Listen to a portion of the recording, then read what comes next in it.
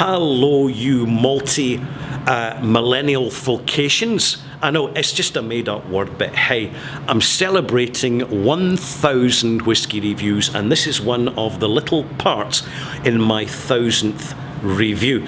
I am on location at Springbank, return to Springbank, and I'm having a chat here with John, who works at the distillery, and I'm going to ask him a couple of questions, in particular about this rustic old relic behind us, which is an original Porteous mill. So tell me, John, what is the advantage of having something so basic and functionary when you could have modern, sophisticated mills and all the rest of it? Because it works. Absolutely. Just simply because it works, and it has done for many years, and it'll continue to do so. Yeah, and it works because it's just so simple. It's so simple, yeah. Right. So simple in its design. Right. Yeah. But it must give you problems now and again. Not generally gives us any problems, except when we do local barley.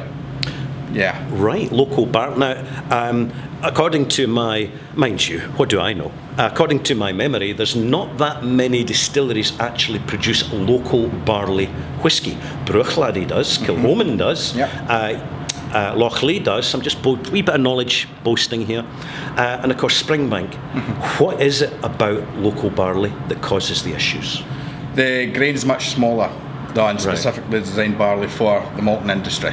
Right. Yeah, so it's a lot smaller in its design, and it's not really designed, as I said, for the malting process. It's more like a feed grain. Yeah, so therefore it's a lot smaller, and therefore it'll not pass through the dresser quite as well as other stuff. Righto. Does it clog up? It clogs up, yeah. Righto. Yeah. How do you remedy it when it clogs up?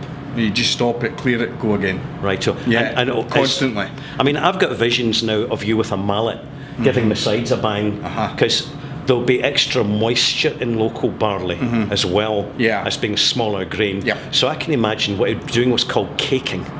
Right. Yeah. So when you open up the mill, it seems to be clear, but then there's kind of that just kind of blocked up, compacted bit. Yeah. Is it a question of just getting a trowel in or a fork and just digging it out? Yeah, dig it out with your hands, whatever you have to do. Really? Yeah. My goodness. Yeah.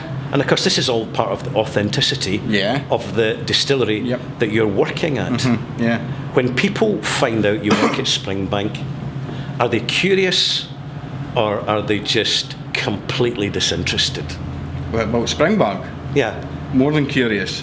More than curious? More than curious, yeah. Right. In what way are they more than curious? Because we're still one of the last traditional methods used in malting. And whiskey, yeah. Yeah.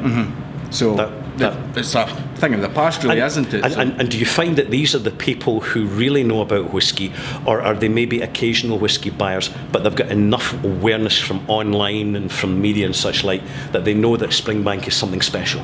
I think everybody knows Springbank's special. Yeah. Yeah, right across the board. The board. How big's the board? Quite a big board.